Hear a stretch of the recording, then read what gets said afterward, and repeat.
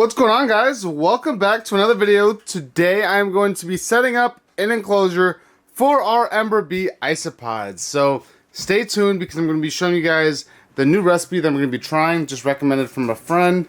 And I actually got access to more wood and softwood and stuff like that. So we're going to be using a lot more of that in our setup. So let's get right into the video. Well, alright guys, to start this kind of like enclosure build, we need to clean out the enclosure. So this enclosure is just a 10-gallon tank with a slide-on lid. It used to be used, as you guys can see right there, for tricolored hog noses. If you guys know me from Featured Creatures, then the tricolored hog noses were actually Chewies. So that's what he had in here, but now they are in a rack system, so working a little bit better. So I ended up getting my tank, my 10-gallon tank back, and it was in perfect time because now I can use it for these guys. So first we gotta do is clean it. And all I'm going to use to clean is, you guys can use just regular water, or you guys can use what I like to use, and just some white distilled vinegar. One of the easiest things that I use to clean it, and it doesn't leave any smell after you basically just take all of it out. It doesn't leave any smell, and it does a pretty good job at keeping the glass clean the way that you want it. So I will be right back once I clean it.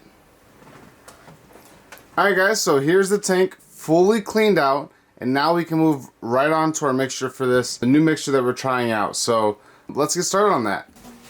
Alright guys, so for this soil mixture we're going to try out a little bit different of a combination. So in this, all we're using is organic potting soil. You guys can see right there, organic potting soil, and then peat moss. So we're going to start off with those two things. So I'm going to open up this bag. What's in there already is a little bit of peat moss that I had from the last soil mix that I was going to mix, and I decided not to. I decided to wait until I got more soil instead of pouring the rest of the peat moss and it drying out. So for now, I'd rather have more peat moss than soil in the mixture, but half and half is where I'm kind of aiming for. So with the peat moss that's already in there, you can go ahead and add this soil at about half and half. We'll go right there. Then we're going to start mixing that around. I want to get this fully mixed before I start mixing the rest of everything else into here. So you just got to break up some of the big chunks. And this is the peat moss, some of the bigger chunks that decided to dry out because I did not put a lid over here. But for now, all I'm doing is just breaking those up, and then we're going to mix this real well into the regular soil. So I want the beneficial bacteria that's still alive within the soil to kind of reintroduce itself to the dry peat moss. So when I make the new enclosure out of this, it won't take too much longer for this tank to fully cycle through. Now, the difference between this and like other animals, especially when it comes to aquariums, is that as this is cycling, I can still have the isopods in there, and they're going to be perfectly fine. I don't need to wait necessarily for it to cycle. I just got to make sure that I throw a bunch of springtails in there as well. So that's just part of the mix. You guys already saw that we had the soil. You guys can see now it's a little bit more fluffy in its mixture, and it kind of holds shape a little bit, and that's kind of like where I want my mixtures at. So now what we're going to do is I'm going to add a bit of limestone. So out of this full thing, I'm just going to add that much, about 3/4 of an 8-ounce container. You don't need too much. You can, as you're feeding them, they can get calcium other ways as well. I mean, if you don't have limestone, we got this at, or I got this at Menards. There's like a 5 or 50-pound bag for like $5 or so. It does not cost much to get limestone for your enclosures. But now we're going to put that in there, as well as leaf litter and wood. And right now, I have leaf litter. I have two kinds of leaf litter. Not species, but more of just types. I have leaf litter that I'm about to put in here, which is leaf litter that's already been kind of chopped up with the lawnmower as it was packaged. And this was actually packaged I have 8 more bags of these, or this type of leaf litter, and this was packaged about 2 years ago. Because it was right before I moved into this house that I'm currently recording this video in. That was about 2 years ago. So that's how much leaves I'm going to be putting in there, and that's staying within the soil. These leaves specifically are going to be within the soil, and then we're just going to grab some softwood as well. So all these different pieces of softwood are also going within this mixture. So some of them I'm going to be using as hides, so like these bigger ones, I'm going to be using these more to stack up a little bit later. But all the smaller ones, we're definitely going to be tossing in right now. And then keep this one for the top. And a lot of this can actually be broken down into smaller pieces that are ready for the environment. So now we're going to have a fully nutrient-rich enclosure. Really good for millipedes, or this kind of mixture is really good for millipedes. It's really good for kind of any invertebrate that lives in the soil. So any kind of worm, millipede, centipede, yeah, anything that just breaks things down. That's a cleanup crew. This is a really good mixture for all of them. So all I'm doing is just making these a little bit smaller. They're okay to be in chunks within there. You can kind of decide whatever size chunk you want. I don't want them too big. About like that's fine. Break that in half. Like that size is kind of like what I'm looking for myself. And now I'll take this big piece. This is my last one. Because I'm going to be mixing some of these other pieces onto the top of this enclosure as well. Perfect. So then we'll leave the rest. And we're just going to mix this now. So remember, this was the leaves, this was the limestone, and then the wood. This is really going to be adding a lot of beneficial nutrients to the soil mixture, or the substrate for these isopods. Now, even with this is not enough. This is not the recipe. This is just for the substrate to make sure it's a nice, healthy, nutritious substrate. But I'm also going to be doing layers within the environment itself. So it's going to be this, and then a layer of leaves, then soil mixture of the substrate again, then a layer of just the wood, then a mixture of substrate on the top, and then I'm going to put leaves and wood and more wood to go right on top of that. So it's going to be not that much substrate that we're really using. Out of the full, I'd probably say 5 inches that we may have, 4 or 5 inches in the tank of substrate, half of that will be this. And even when it comes to this, not even half of that is actually soil. A lot of it's just the peat moss, and then the leaves and the rest of the beneficial stuff in here. So now, should have worn a mask. Warning next time, guys, wear a mask, definitely. I have one over there, but you can't really hear me too well when I wear it, so that's why I didn't. And I'm regretting that decision now. But that is okay, because it is time, boom, to start the tank. So let's see what this looks like with this light off. Does it look better? No. Yeah, we'll keep that. Alright, so now it's just time to start the tank. So we have a bunch of pieces of different wood that we're going to use throughout this. But for the first layer, we're just going to use the substrate mixture that we just had in there. So here we are. Mix that around.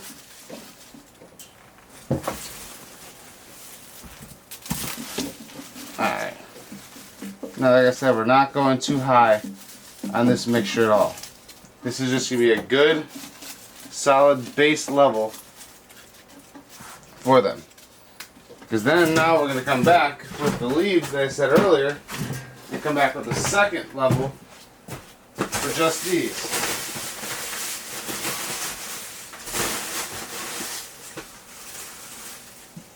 And I had these in these bins.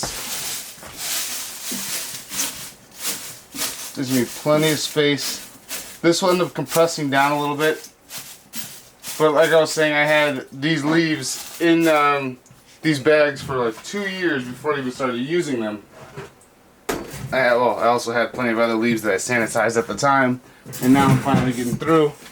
But now all it is just I'm gonna add a few levels, a few like little layers of the wood. I'm gonna put a little bit more substrate before I finish this wood, but I'm just breaking it up right now, just so this can definitely spread out throughout the tank. I want them to basically have no reason to be short on food in here. This is the first time I'm doing an isopod enclosure in a tank like this instead of in a bin. So I just want to make sure that they have plenty of food and they're not going to run out for a minute. Now, like I said, another layer doesn't need to be too much. You just kind of want to cover this.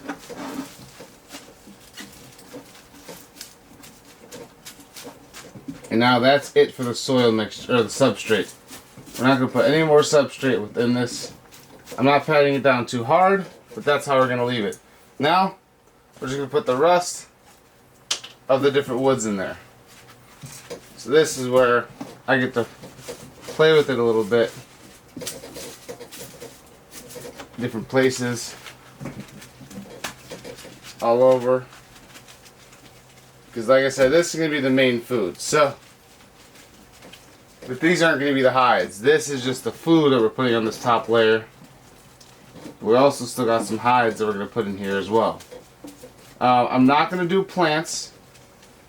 I don't feel like there's a reason to do plants, especially when eventually I'm going to go looking for some of these isopods to take for shows and things like that. And I think it's going to be better not to have to go through a bunch of different plants to look for them.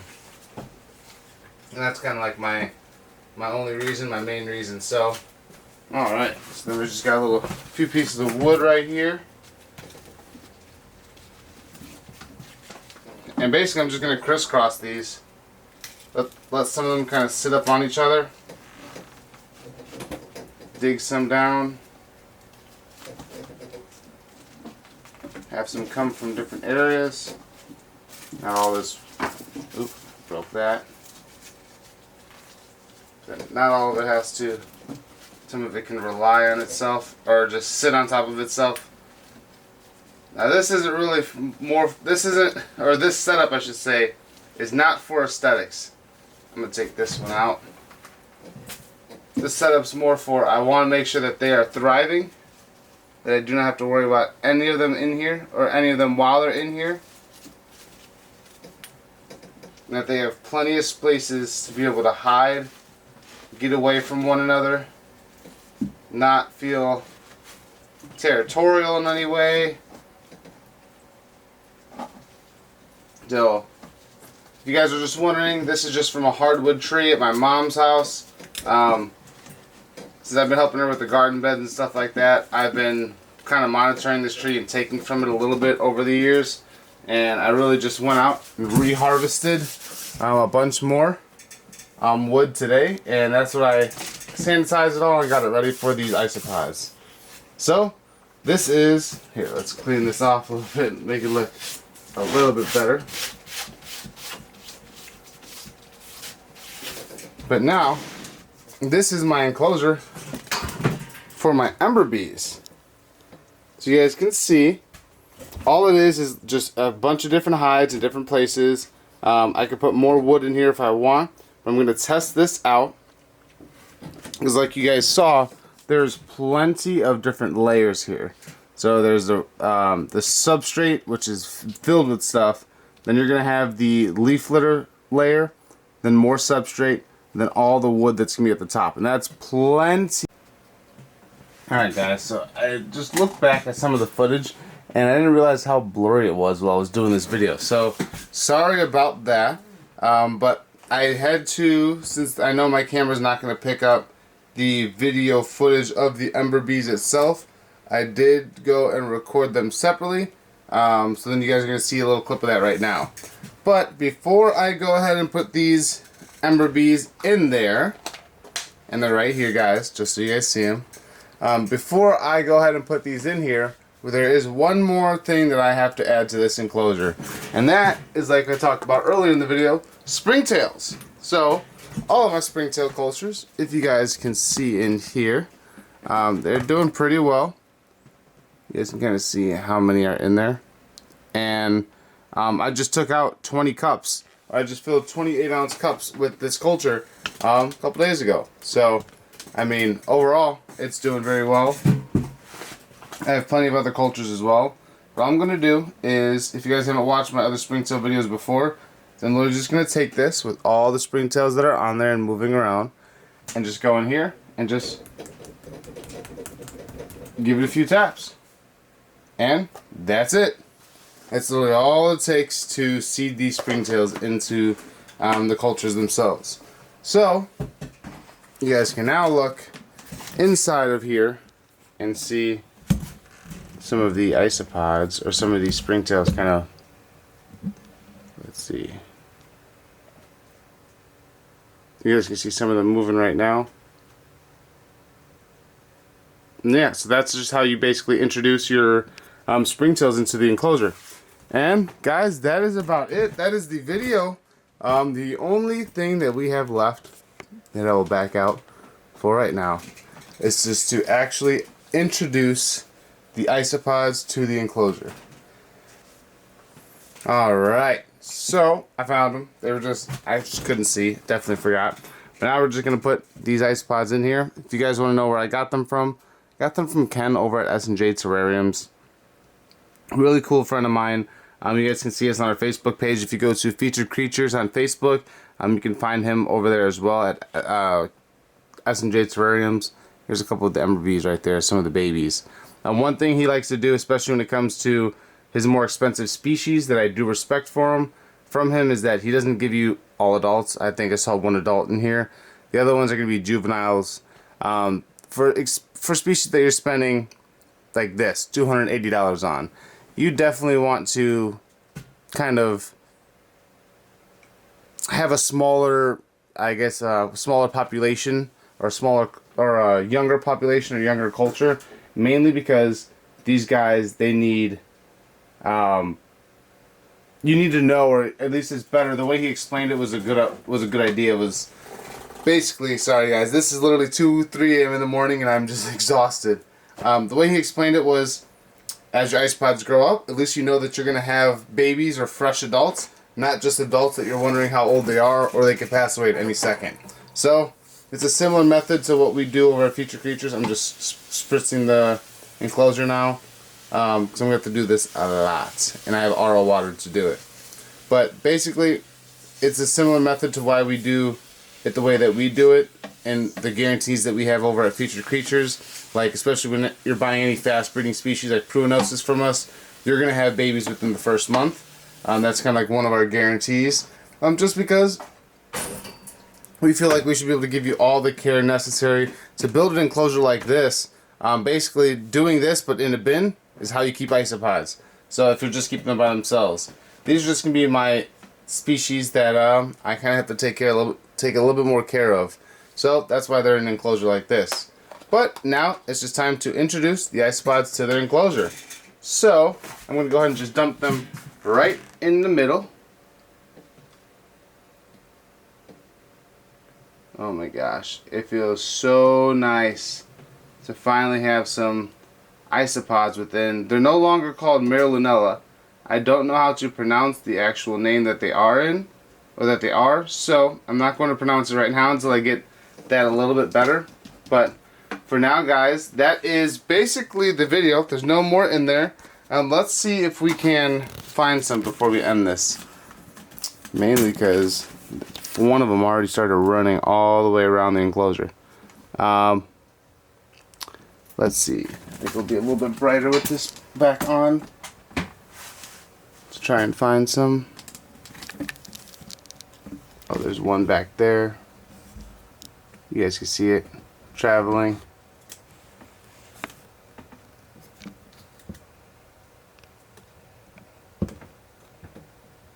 It is not focusing on the little bug, guys. I'm sorry. I'm trying.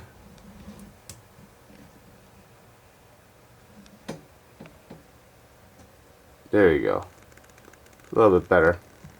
My phone's better for these smaller ones until we get a macro lens, but there's one of them, guys. They're going to be enjoying their enclosure now. So, that ends this video for today, because now I have to go clean my arms and take a shower before I go to sleep. But if you guys enjoyed this video, please give it a thumbs up. I'm going to be getting into more species like this. I mean, you guys can see my full setup, all the videos I still haven't made yet. Like, I got an updated fruit fly video that I'm going to show you guys. Just to make sure that, you know, always update of the things that I do. Or always have an update of the things that I do and the procedures that we're working on. Like over here, right now, we just have it like this until we get our actual rack, which I'm building. I just haven't put it up yet. We're going to do this with our superworms, but we don't have that many. Here's all the pupa. Here's all the beetles right now. We don't have that many. But within the month, we're going to have a crap ton because I just took all of these out today, and here's another one that already pupaed, or yeah, turned into a pupa.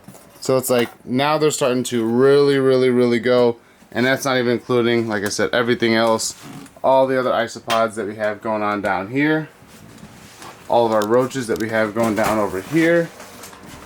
I still got even more that I got to do this way, and then our millipedes and all that too. So, and we sold some of our dart frogs. We got rid of them, but that'll be for another video. And we got a GoPro now.